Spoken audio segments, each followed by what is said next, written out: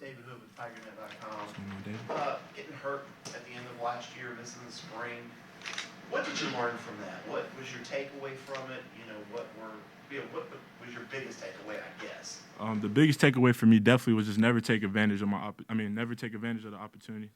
Don't take my opportunity for granted. You know what I'm saying? Like, I work really hard, and now that I have my opportunity to play again, I won't take it for anything anymore. You know what I'm saying? Everything I do is for love now. So definitely just don't take anything for granted, and just really work hard and love what I'm doing. What exactly was the injury and what was involved? Yeah, so I tore my MCL, my MPFL, because my kneecap fell out and went back in, and then I tore a part of my patella. Yeah. It was pretty intense, but the way I look at it is like it's something I had to deal with. You know what I'm saying? And if I had a bad attitude about it, I know I wouldn't have got back the way I did. So I attacked it every day, and I made it aggressive for myself because this is the time I felt like I truly got to work on myself, my body. You know what I'm saying? Really lock in on something, and my focus is just way better than it has been the previous 2 years just because of this. So I knew I really had to take advantage of the opportunity to get better and really just focus on my rehab, and that's what it allowed me to do. Marcus, Coach Gerard, sportsmedia.com. Can you give us the biggest difference you playing in this year's offense compared to last year's offense? Bringing Coach Riley in. The biggest difference I would say is definitely just the tempo of the offense, and also it's more creative. I would definitely say so. We're getting our playmakers the ball in space more often, so it really takes a lot of pressure off for the O-line because we have a lot lighter boxes. I ain't gonna lie, but for me, I just think it's more the tempo is faster, and we're able to play more aggressive and more free in this offense for sure because we have more. Saying what we're doing in pass protection and stuff like that. So for sure.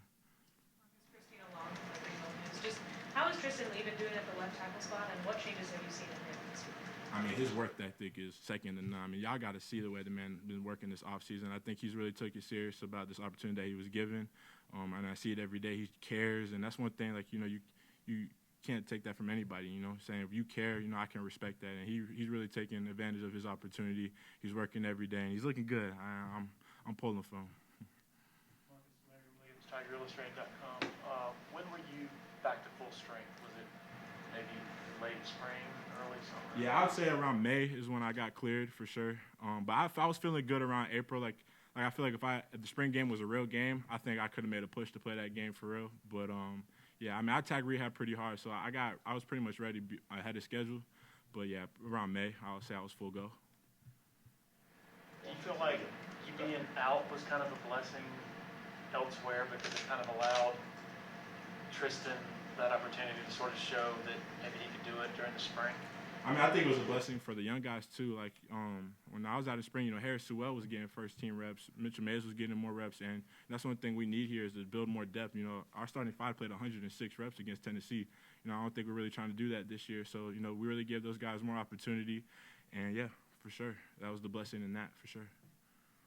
Through the weight room the other day and see Cleveland and AB and all those NFL guys. I think you've seen on TV. What was it like having those NFL guys around this summer, really the whole summer, working out for you guys that are still here? I say it's nothing short of a blessing. For me, I paid attention to Christian Wilkins. This man had an aggressive routine. He attacked his routine very aggressively.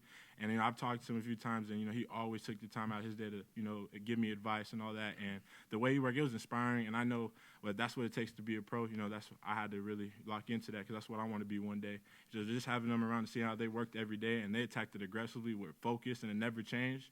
You can't ask for nothing about that, especially if where I'm trying to go. I can't ask for nothing better than that. He doesn't have a coach here pushing him. It's all just his own personal motivation. Yeah, he was working with a coach, but that was all him. You know what I'm saying? He's been locked in, and even when I got here, they said he was like that, and I seen it firsthand now. You know what I'm saying? So he's no joke, and I just respect him taking his time to give me advice and all that for sure. Do you think it's still a possibility you could move out to left tackle? Or?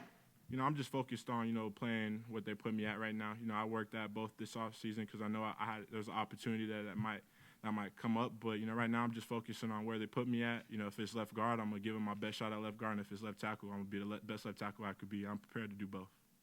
How do you feel the cross training? You guys all during practice? Yeah, so like an individual, they're definitely giving me some reps at tackle, just just to stay sharp there. But most of my reps are coming at guard right now for sure. But I'm prepared to do whatever. But yeah, they're giving me reps at both. I guess with all, Scott Keith with the Greenville News, with almost everyone back in the offensive front, there must be a heightened comfort level than ever before. Definitely. I would just say, at least for me, Putt, like we pretty much know what we're doing every play. Like I know what he's doing, how he's attacking every play, and he doesn't have to tell me. So it just makes everything easier. We're a very close group. Like even the backups and the starters, like we do everything together. And I think like you're gonna see it this year. Like we play for a lot of love for each other. And it's not just us going out there doing it for our own thing. So that's one thing I think you'll see this year, just the love that we have for each other, the type of commodity that we have as O-line. I think Will was talking about just the control the offensive line has in terms of calling some things up front. You mentioned it a little bit. What exactly does that entail, and how much has Will kind of advanced in his understanding of fronts and stuff like that to call some of that? Well, yeah, I think we definitely, made Will have to take the game and look at it from more of a mental side. And, it's not just, being physical anymore. It's all the techniques, what everybody's doing, game plan and all that. And he took that very seriously. And him having the control on what we're doing now, I think it's easier for us because we see things that happen on the fly that the quarterback might not see, the coach might not see. So just giving him that freedom, I think it helps the whole line as a whole, and he's a huge leader for us. He's open about ways. He's not scared to talk. So, for him, he's really took that next step in, understanding the offense, understanding defenses at that. And I think it's going to help out big time for this offense, especially for with Cade coming, being his first year as a starter. You mentioned the tempo being pushed more. What does that mean for the line in terms of your preparation through the offseason, and then heading into the season? Realistically, I think that's always been our advantage for Clemson is we push the tempo. Even last year, you see when we pushed it, like no team was stopping us. And with Coach Austin, our individual is very aggressive. It's probably the hardest part of practice, and it's just nonstop. And we're conditioned. I think that's our advantage. We're more conditioned than most teams, most D lines, and we're kicking butt when we're moving fast. So pushing the tempo even more this year, especially the way Cade pushes it, because he's a little bit more high tempo, is crazy. Crazy work's about to happen. Offensive line's one of those units that you have to have chemistry. So Will said you had drill and chill with swimming over the summer. So what was better, that or Cade renting a party bus and taking all you guys to drink? I would say, I love both the experiences. Cade, that was really much a blessing. He didn't have to do that. So for him to do that, that really shows his respect for us. And that's making me going to want to play harder for him because, he took his time out to do that. And just for the O-line, of course, we're going to love doing that. We do everything together. It's not like that's not the only thing we've ever done together. So, but just that alone, I think that just shows the type of love that we have for each other. And you're going to see it this season for sure. Will was telling us there was like a Royal Rumble between him and Blake. And like a bunch of guys, were you there? Nah, I wasn't there for that one. So I'm pretty much to myself a lot of the time, because I just like chilling a lot of the time in my house and watching TV or doing something else. But yeah. How fun is it to block for backs like Will and Phil? It's amazing. It's a blessing for me. Will and Phil are my best friends. They were my roommates the last 2 years, and I'd do anything for them. So just the opportunity. And I know when I'm blocking for them, it's not just, doing my job. It's like I want to make sure they're safe. I want to see them succeed, and that's why I do it for it. I love them boys to death, and I'll do anything for them. Are they pretty different personality-wise from each other? Yeah, big time. If you talk to Phil, real mellow. He's going to talk to you with a soft voice, but he don't play like it. And in Ship, he got that, pit bull mentality. He's coming at you, he's attacking you, he's loud, and I love it. He gets me going, and I try to match his energy every day for sure. So, yeah, definitely two different personalities, though. What is it like when Will turns on that sideline? We saw a video on social media of Damian Thomas like deadlifting, and Will was there just kind of barking on the whole time. You would have any experiences like that? It's electric. I know y'all feel it when y'all see him do it. I feel it too. And as his best friend, knowing that how he is, I just try to match it because that's the type of energy that we need as a team. And he brings it every day. It's consistent. And since it is consistent, I can't knock him for it, because he doesn't have to be that way, and he is, and I love it. And it brings a lot of energy for me and the rest of the offensive line. 100% all the time. He be barking at me in the house sometimes, That's just who Ship is. But, man, I love Ship, and he does it every day for sure.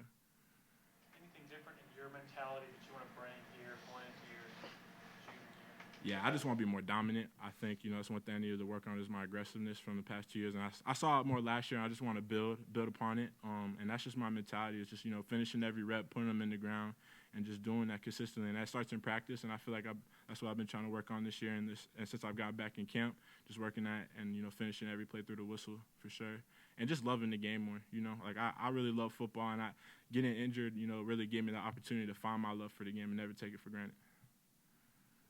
I think Will Shipley was also telling us that Garrett Riley appreciates like the big boy lifestyle. Like he has a relationship with the offensive line. Like, how would you describe, Riley towards you guys? Yeah, it's definitely different, what I'm saying? Like, he just, the way he came at it, it was a different perspective from a coach, really showing that much love to the O-line. And, I appreciate it. And it's easy to take culture from him because, you see that it's genuine and it's not him just trying to do his job. It's a really genuine relationship that he has with all the offensive linemen. He's cool peoples. He's real laid back, and I like that cool because it's cool. And he's messing around with you and all that.